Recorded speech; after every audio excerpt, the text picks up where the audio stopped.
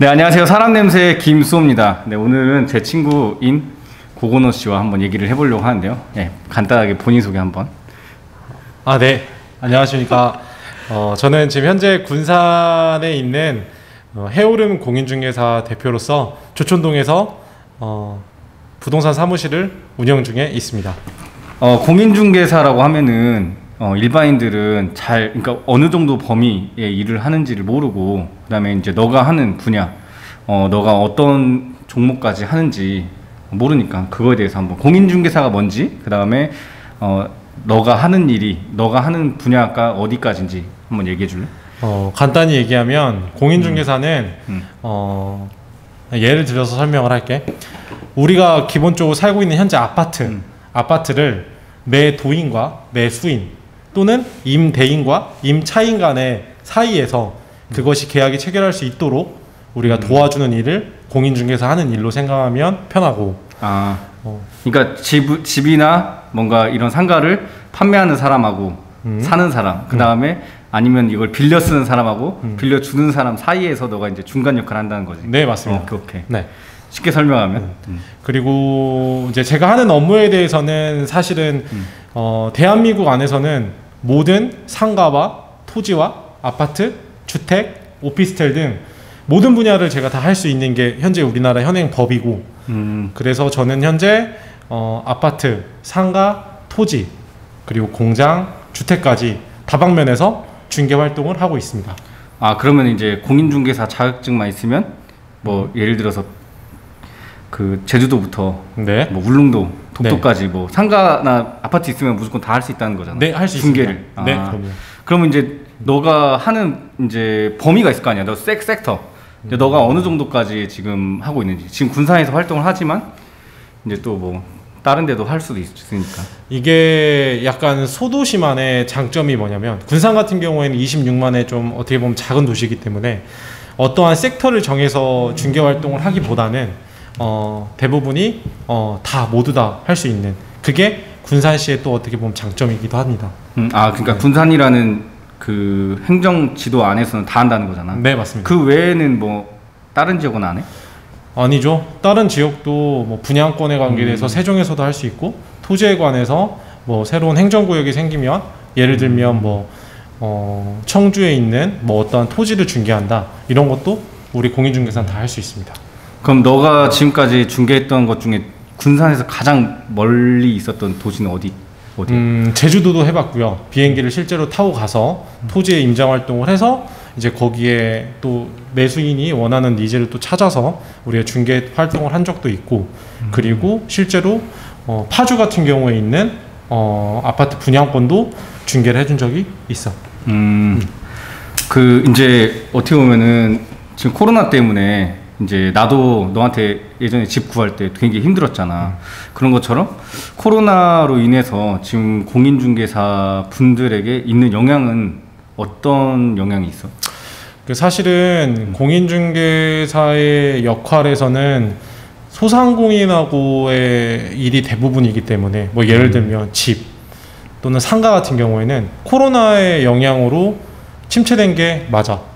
뭐 예를 들면 아파트 중개 활동을 하고 싶어도 매수인 또는 임차인이 집을 보고 판단을 해야 될 거잖아. 근데 집을 안 열어줘.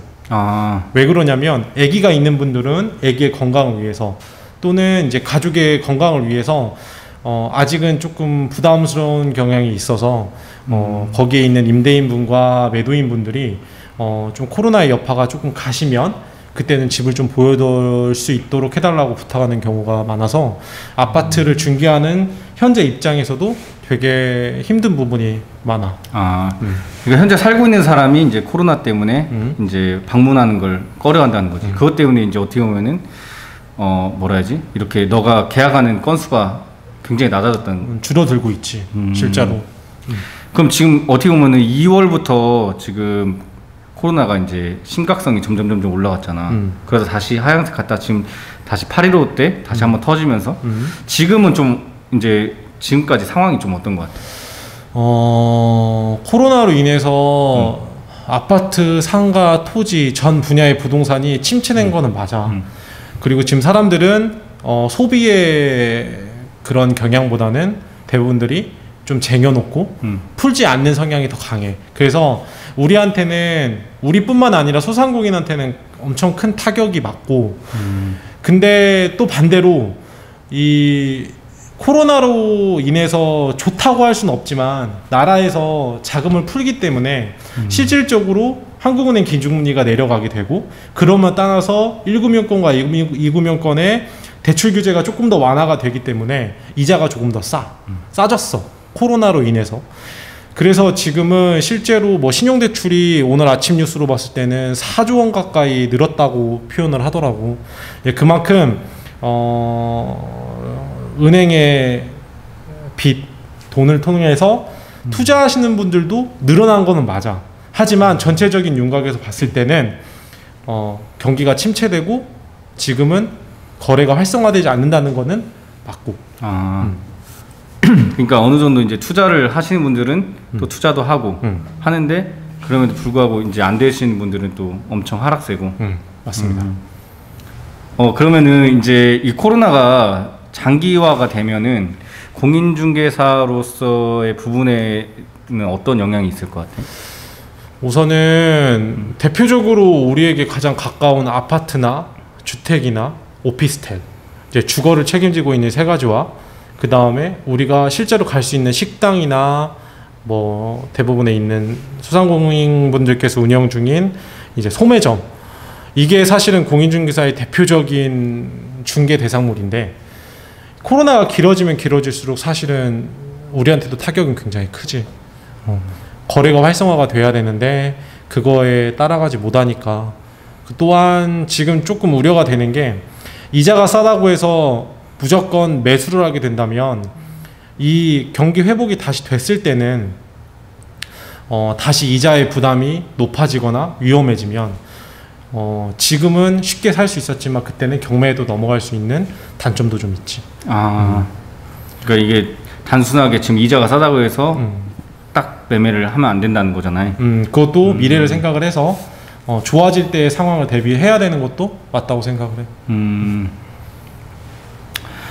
그러면 혹시 이제 그 공인중개사라고 하면은 다양한 이제 소상공인을 만나는데, 너가 봤을 때 이제 이 분야는 코로나로 인해서 뭔가 좀 매출이 올라간 것 같다, 그런 혹시 분야도 있어?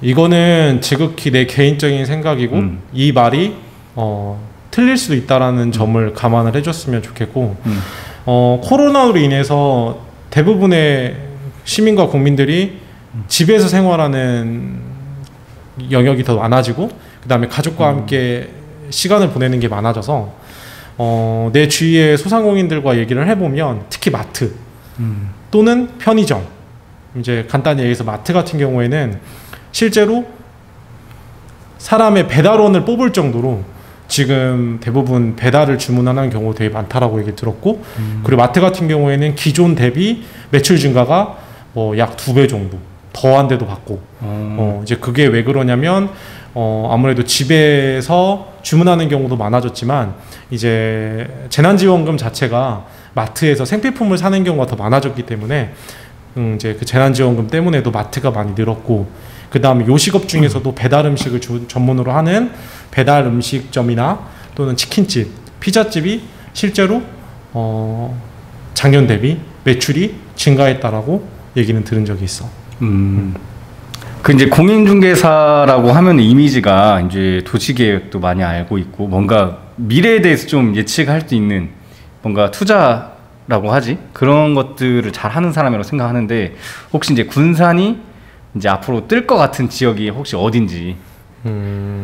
뭐 이것 또한 나의 개인적인 생각이고, 뭐 이거를 들으시는 분께서는 제 각자의 생각에 맞게 생각을 해줬으면 감사하겠습니다. 이거 그냥 개인의 생각입니다. 개인의 생각. 오케이. 우선은 군산시가 지금 나아가는 방향 자체가 아무래도 소비 심리를 자극할 수 있는 관광지로서의 역할을 조금 더 중점에 나가는 것 같아. 내 개인적인 생각에는 군산시 방향 자체가 이제 그러다 보니까 군산시가 모티브로 하고 있는 대략적인 도시를 보면 내가 느끼기로는 여수 같은 해안과 접목시킬 수 있고, 그 다음에 우리 군산시가 갖고 있는 장점이 또한 금강도 있고 서해안이 있는 것처럼 자꾸 물가를 주변으로 여수가 미리 개발이 된 것처럼 우리 군산도 나아간다고 생각을 하는데, 내 개인적인 앞으로의 좋은 투자 또는 앞으로 나아가는 방향에서 생각을 해보면 대표적으로 선유도, 이제 고군산군도를 포함을 한 선유도, 비흥도를 주변으로 해서 앞으로 군산시가 차츰차츰 나아가는 그런 문화 컨텐츠나 그 다음에 도시 개발 자체가 관광으로 가다 보니까 우선은 고군산군도를 끼고 있는 선유도, 비흥도 쪽도 좋다고 생각을 하고, 그 다음에 이번에 국책사업으로 선정이 된 이제 근대역사박물관 주변이 이제 정부 자금이 투입이 돼서 아무래도 근대 역사의 문화와 그 다음에 그동안 째보선창 그 거리 자체가 발전하고 있는 것처럼 내 개인적인 생각으로는 군산시가 나아가고 있는 그런 그 관광지 개발에 따른 물가가 좀 더 보이는, 그 다음에 거길 주변으로 여행할 수 있는, 관광 사업을 할 수 있는 그 주변이 현재로서는 어떻게 보면 가장 눈에 보이는 투자처라고 생각을 하고, 또 먼 미래를 바라보면 우리 군산시 토지 계획 자체가 자꾸자꾸 우리 처음에는 나운동에서 시작을 해서 수성동으로 이어갔고, 수성동으로 시작을 해서 미장동으로 이어갔고, 근데 미장동이 개발되고 있는 중간에 조천동 디오션시티가 개발이 되면서 자꾸자꾸 차츰 왼쪽에서 이제 서쪽에서 동쪽으로 가고 있는 것처럼 우리가 자꾸자꾸 역세권으로 가고 있거든. 그 군산 역세권으로 가다 보니까 거기에 맞는 그 중간 그런 사이가 이제 자꾸자꾸 개발이 발전되고 있지 않을까 하고 조심스럽게 예측은 하고 있습니다. 네. 그러니까 이제 뭐 요약을 하자면 물가, 네. 그리고 군산 컨텐츠가 많은 뭐 근대 역사나 뭐 이런 근처, 네. 그 다음에 이제 그 군산역 그 주변으로 이제 계속 군산시가 발전하는 모양을 봐서는 이제 그쪽이 발전할 것 같다. 네. 아유, 감사합니다. 좋은 정보입니다. 뭐 물론 제가 투자할 수는 없지만 혹시 마지막으로 뭐 하고 싶은 말? 하고 싶은 말은 지금 군산시가 굉장히 어렵고, 그 다음에 정부 차원에서 군산시장님과 국회의원님께서 열심히 노력을 해주고 계신 만큼 군산에도 분명히 좋은 날이 있을 거라고 생각합니다. 군산에게는 주어진 새만금, 이 새만금을 잘 이용한다면 군산은 전주 이상의 도시가 될 거라고 믿어 의심치 않고, 그 다음에 거기 안에는 또한 군산 시민의 단합력과 응징력이 또 필요하다고 생각이 듭니다. 그러니까 코로나19로 인해서 다들 힘든 건 맞습니다. 힘든 건 맞지만 이 상황 속에서도 좋은 날이 있을 거라는 믿음 아래 지금은 좀 더 건강을 신경 쓰고, 이 코로나19가 전 세계의 문제다 보니까 언젠가는 극복하는 시간이 돌아온다면 그때에는 더 큰 군산이 될 거라고 생각을 합니다. 그러니까 우리 군산 시민 여러분, 군산을 떠나지 마시고요. 네, 군산에도 좋은 일자리와 좋은 먹거리와 좋은 컨텐츠가 많습니다. 이 안에서 좋은 분들과 만남을 가져서 군산 안에서도 서울 이상의 가치를 누릴 수 있는 그런 도시가 될 수 있도록 우리 젊은이들과 그리고 앞으로 꿈을 키워나가는 꿈나무분들이 잘 이끌어 간다면 군산은 광역시가 될 수 있다라고 생각합니다. 아유, 감사합니다. 네. 아유, 굉장히 뭐 출마하는 줄 알았어. 아닙니다. 네, 그럼 이것으로 고건호 공인중개사의 인터뷰는 마치도록 하겠습니다. 안녕. 와, 땀난다. 야, 어렵다. 야, 나도 처음이라.